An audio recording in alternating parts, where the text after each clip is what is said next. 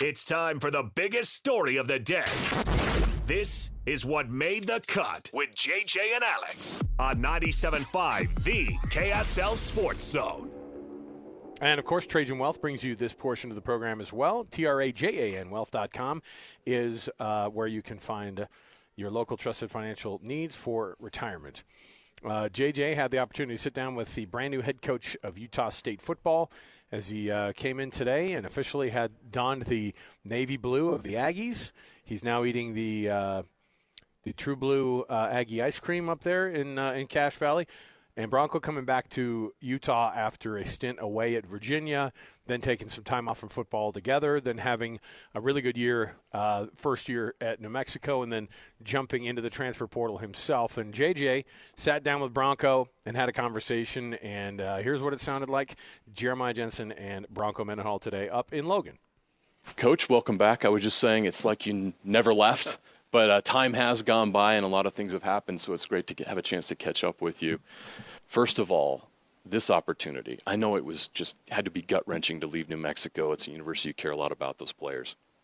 Why was this the right job and the right time?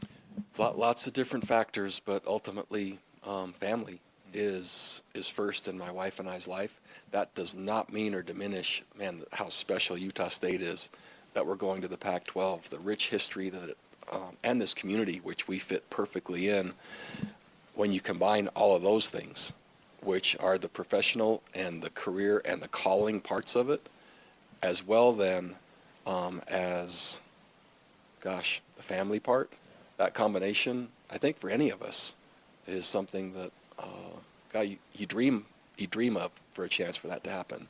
And Holly and I didn't see it coming, didn't expect it.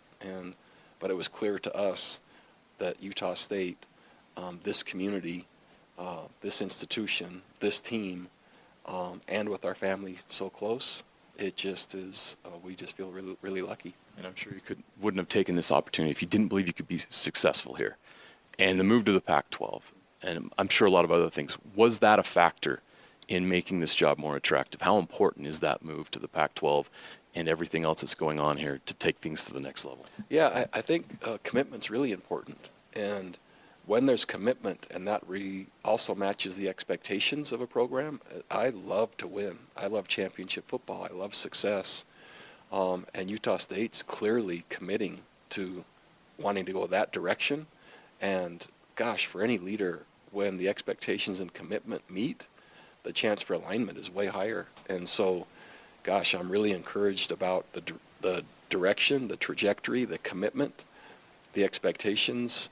And my job, quite frankly, is to deliver the results. And it's a results-oriented business. There's just some really cool things I get to do while the results are happening. But Utah State is clearly doing their part, wants to do their part, and wants to do more. And it's exciting. It's hard to imagine you not coaching, but for a couple years you didn't. What did you learn about that experience after Virginia? Yeah, 2 seasons, about 18 months. My wife and I went to Montana, built a home, built a ranch, and considered and reconsidered what's next for us with our kids now off on missions or in college. And as empty nesters, we were redefining now, where and what are we supposed to do? And it became really clear to us with that separation, more clarity came, and impact and influence on young people is how we best describe it. And we not only missed it, we just felt like that's what we're supposed to be doing. And so the increased clarity on that component of the coaching, not diminishing the winning, not diminishing the championships, not diminishing the, growing and becoming for any program and reaching new levels, but along the way, what influence are we really having, what impact? And we want all of that. And Holly and I, we came away from that time period with that in mind. The saying says adapt or die, and you have to do that in college athletics today. How have you been able to meld what you do as a program with the new world of NIL and transfer portal? Yeah, it's challenging, but it differentiates us. Our program is tough. It's demanding, but it's also transformative. For the people that are part of it, they become exceptional people, and the results have come as well on the field. And so I think we found an amazing way to develop young people with NIL possibilities, but also keep that within the construct of the team growing and becoming through NIL. And I don't think many are trying to do both. Most of it just focuses on the individual. I think we've created a way where each individual success is celebrated by the team, and the team acknowledges we just got better with someone else advancing. And that's part of the human development part that I really like in coaching. We've just now put a cool plan together that builds the NIL structure into it. You're in your fourth stop, and all those stops are very, very different, yet the approach is the same. How have you been able to maintain that consistency in different places? Yeah, the approach is the same because the principles of developing young people are the same, and I think they've been that way for a long, long time. We've had to adapt football-wise and schematically significantly at each place, but the core way for a young man to become exceptional remains pretty similar. Lots of work, really high expectations, consistency, and accountability and discipline and effort are so integral to it all. And the relationships formed through that kind of approach, man, they last forever. And that part can't be lost in college football, even though there's all the transferring, even though there's all the moving. Man, doing it the way that we do it, those relationships are embedded really deep. If you ask Gary Anderson and Matt Wells why they were successful here as head coaches, they'll probably tell you, our roster was built on the backbone of Utah kids. How important is that to you, and how are you going to do that? It's vital. That's so clear to me. Essential, vital, mandatory, whatever words we want to put in there.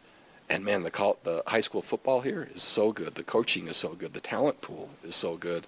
And it's Utah State University. It's a perfect fit. And great players, great staff, great community, great trajectory of a program, rich history. It just makes complete sense. So this is where, everything starts here.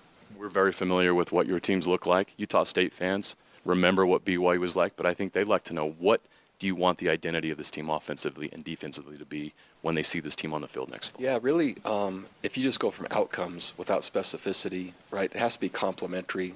Points scored determines outcome.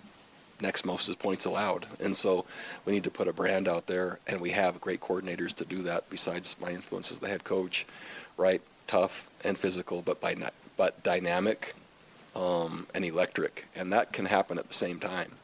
You can be tough and physical and boring and not yield a lot of points. I think the combination of tough and physical and dynamic and electric, and then really aggressive defensively, but tough and physical, those all go together really well. So the complementary nature of our team will end up looking like that. Last question. If you have, or when you do, what is your message to the players currently here at Utah State? Gosh, the future's bright. A lot of work ahead. Highest expectations in their entire lives. The most challenging experience they will have ever had, but the most meaningful getting ready to happen.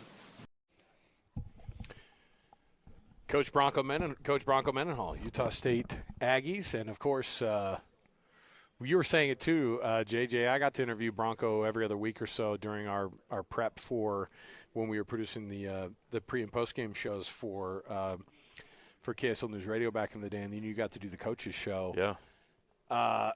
It's funny to hear the context because, we listened to Bronco when he was at Virginia, listened to him, at New Mexico this year, and it was crazy to see him in those situations. But to see him back here in the state of Utah and talking the exact same values that he's always talked about with these kids, he knows the model that worked for him down at BYU to win 99 games in 11 years, and it's not changed since he's been at Virginia and at New Mexico, and he's going to carry on that same tradition up at Utah State. His model worked at BYU. It worked at Virginia. It was starting to work at New Mexico.